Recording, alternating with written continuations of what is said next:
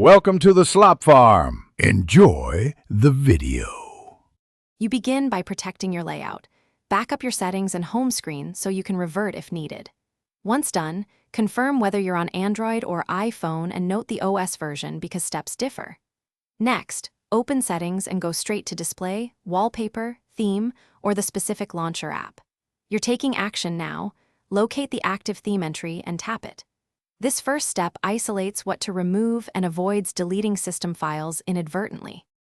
You'll now switch from the active theme to the stock option so visual elements revert.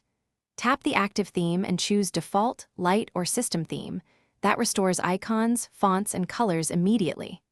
If a third-party launcher controls the theme, you must switch back to the stock launcher or uninstall the launcher app. This removes its customizations. Then, go to App's right arrow theme app right arrow clear data and cache to erase lingering settings. These steps remove the finish by restarting your phone so the system applies all changes and clears temporary resources. This prevents partial skins from remaining.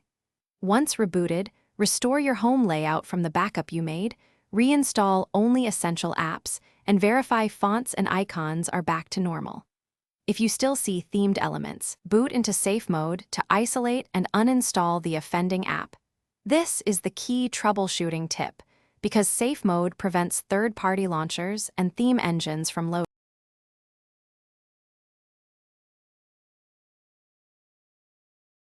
Thanks for watching. Consider subscribing if we helped you today.